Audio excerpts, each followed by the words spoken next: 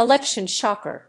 Why winners had a message, losers just resumes. Last week's elections delivered a confusing mix of results. The left won, the right won, the establishment won, and insurgents won. In other words, it seemed like nobody truly won, except for one thing: the power of a clear message. Political experts will now perform their usual post-mortems, trying to fit the results into neat, ideological boxes. But voters sent a much simpler, more direct message. Tell me what you're going to do for me, and make it quick before I lose interest. The real divide wasn't between left and right. It was between what was memorable and what was instantly forgettable. The candidates who won had a simple, powerful sentence. The ones who lost, they mostly offered a résumé. Take Abdul El-Sayed, who ran in Michigan's Democratic Senate primary. His message: just 11 words, 3 powerful beats. Money out of politics. Money in your pocket. Medicare for all. That's a clear villain, a direct benefit, and a solid policy, all in that order. His opponent, Haley Stevens, made a respectable case based on experience, credentials, and electability. All valid points, perhaps, but ultimately it was about asterisk her asterisk. I can win isn't a promise to voters. It's a candidate asking the public to invest in her career. A resume is evidence, but it's not a compelling reason. No one leads a rally humming about a candidate's hypothetical general election matchups. We saw a similar dynamic in Missouri, even with different ideological players. Former squad member Cori Bush warned of billionaires controlling her district. Her opponent, Wesley Bell, countered with just 6 words: progressives are supposed to make progress. It was a lethal little sentence. Bell took a word Bush thought she owned, progressive, and redefined it. Not about posture or purity, but about real results. Bush offered an enemy. Bell offered a standard. A villain alone isn't enough. It's only half the argument. The complete message is, they are doing this to you, and I will do this for you. Too many candidates stop at the indignation, mistaking anger for persuasion. But anger is an accelerant, not a destination. It can start the car, but it can't tell you where you're going. Think about Donald Trump in 2016. His message was clear. China was taking jobs. He'd bring them back. Washington lost control of the border.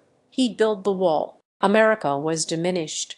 He'd make it great again. Villain, action, benefit. You could disagree with every detail, but you understood the entire premise before the elevator doors even closed. Republicans in Michigan's gubernatorial primary saw this too. John James spoke of restoration, work, security, and a Michigan comeback. Perry Johnson emphasized a sweeping audit of state government. An audit might be useful, but it's a process.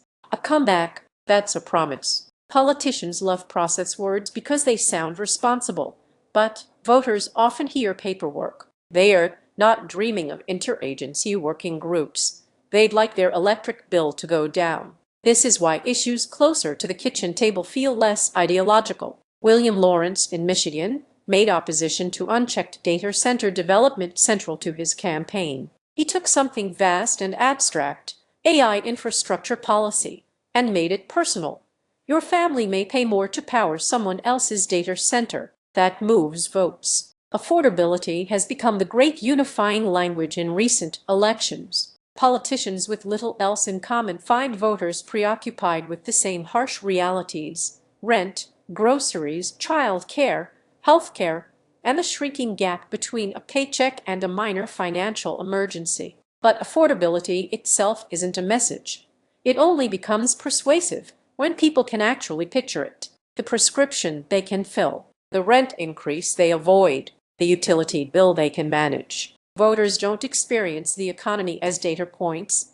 They experience it as a series of small humiliations. The grocery cart edited at checkout. The dinner out quietly canceled. The medicine postponed. The party that speaks most clearly to that lived experience will have the advantage. The one that answers with macroeconomic data will deserve whatever happens next. We shouldn't miss another crucial insight. Americans can be anti-establishment and anti-mayhem at the same time. They want both change and reassurance. A fighter and a grown-up.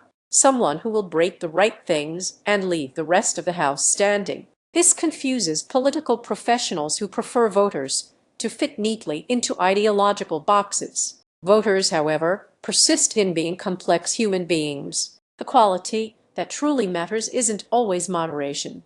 It's asterisk translation asterisk. Can a candidate turn an ideology into a tangible outcome, a policy into a clear picture, a political argument into something people can see reflected in their own lives? The recent winners were uniformly progressive, moderate, populist, or establishment. What they shared was the ability to place the voter inside the story. Too many political appeals begin with I fought, I led, I delivered, I have a plan. Voters are then expected to applaud this autobiography and somehow infer a benefit. The truly stronger appeal begins with an understood you, your money, your town, your family, your future. Every campaign should pass a second-person test. Can voters hear themselves in it? Can they explain what changes if the candidate wins? Can they repeat the central idea in 10 seconds? If not, the campaign doesn't have a message.